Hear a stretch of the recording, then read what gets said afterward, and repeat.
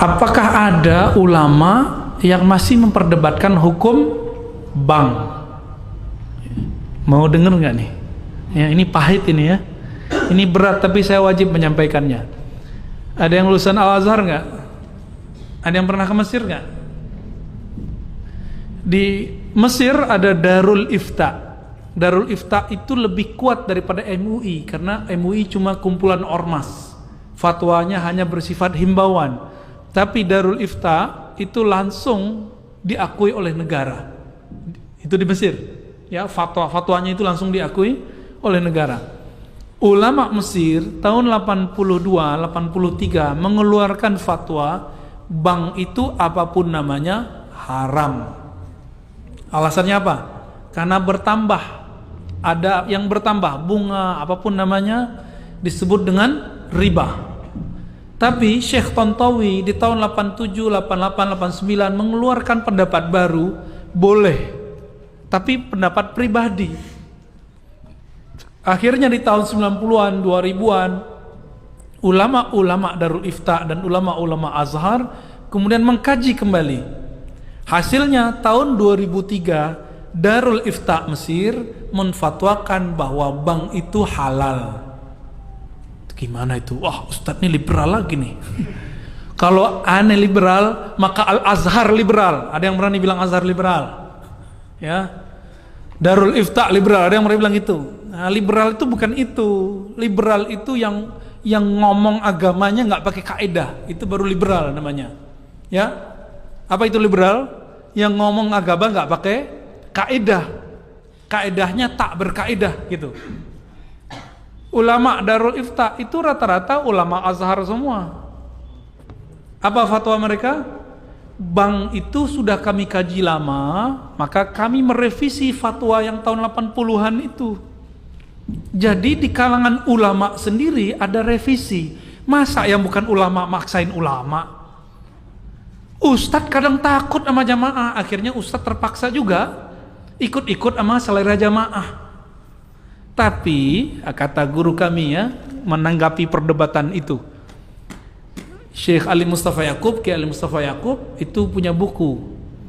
Ada ikan tuna kok pilih bawal gitu. Ada ikan apa yang gede-gede itu? Ikan kakap kok pilih teri. Maksudnya apa? Udah ada bank syariah kok masih terjebak bank konvensional, meskipun ada ulama yang membolehkan bank konvensional. Jadi gimana sikap kita terhadap persoalan bank? Karena ulamanya beda pendapat, maka antum harus siap-siap beda pendapat dan beda pendapatan. Ya. Lalu ada persoalan di sini ya. Saya melihat, memandang, meneliti, mengobservasi orang-orang yang mengharamkan bank, gerakan anti riba ini nggak kafah juga. Dia gerakan anti ATM, kredit, debit, bahkan anti bank syariah. Namun masih pakai fulus rupiah. Kalau berangkat haji pakai real dan dolar. Saya mau tanya, yang mengeluarkan nilai, bukan nyetak. Kalau nyetak ada pencetaknya ya. Yang mengeluarkan nilai angka rupiah itu bank atau emas? Terjebak nih, lagi serius dibuat begitu jadi keblinger ya, keblank ya. Yang buat itu bank atau bukan? Bank apa yang mengeluarkan nilainya? BI. Antum itu mengharamkan bank tapi pakai produknya, itu tanda nggak paham hukum fikih dan qawaid fikih. Dalam kaidah fikih ada sebuah kaidah at-tabi'u tabi'un. Kalau kamu mengharamkan A, maka apapun yang dihasilkan dari A haram. Kalau kita haramkan bank, maka antum haram menggunakan ATM, haram menggunakan fulus kertas atau fulus koin ataupun elektronik, haram semua. Maka beragama jangan picik. Oh, kita kembali ke dinar dan dirham. Allahu Akbar. Dinar itu diadopsi Rasulullah dari Romawi. Ya kan? Nabi aja bisa ngadopsi, masa ente nggak ngadopsi?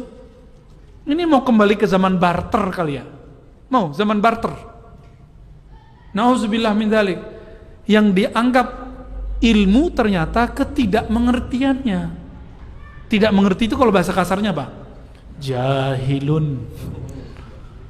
Tapi kita nggak pakai ya, walaupun sebenarnya begitu.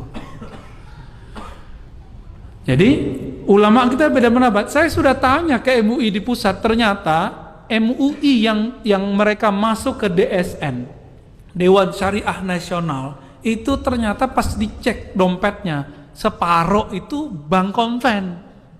Tapi dia duduk di Dewan Syariah Nasional yang membawahi bank-bank syariah. Kan aneh.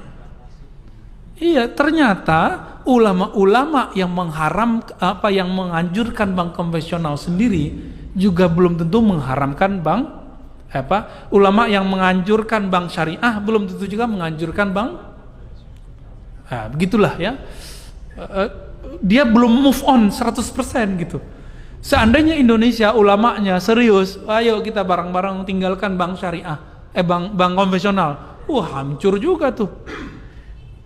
BUMN itu membawahi beberapa bank.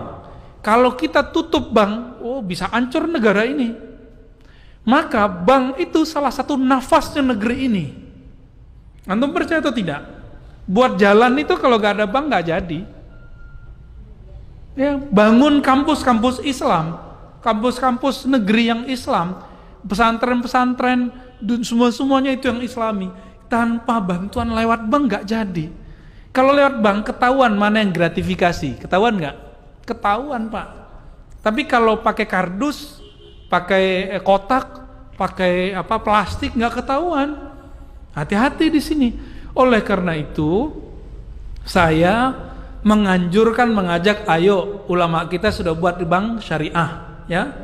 Namun jika memang belum bisa meninggalkan bank konvensional, ambil seperlunya, tapi bangun semangat untuk membesarkan bank. Ustadz kok pelin-pelan? Bukan pelin-pelan, kan antum aja yang belum move on ya. Saya udah 10 tahun sebelumnya saya nggak pernah pakai bank konven, tapi karena dapat fatwa dari ulama Darul Ifta itu berani lagi terima beasiswa lewat BNI. Ya, habis itu lewat Mandiri, habis itu lewat apa gitu. Ya, akhirnya kata imam-imam kita di Darul Ifta itu, masyayikh kita, siapa yang terkena perdebatan ini, faliyat yuqallid man abaha. Kalau kamu terjebak dalam satu ini, maka ikutilah ulama yang membolehkannya, biar hatinya tenang. Ini masuk ke khilafiyah. Kenapa dia khilafiyah? Karena bank tidak ada di Quran, tidak ada di sunnah, tidak ada ijma, tidak ada di. Tapi kalau riba ada di Quran, ada di sunnah, ada di ijma, ada di qiyas. Mengharamkan riba wajib. Menghalalkan riba diperdebatkan. Sampai kiamat gak selesai. Jangan paksa orang deh ya. Jangan paksa orang. Ini ambiguitas orang-orang yang anti bank.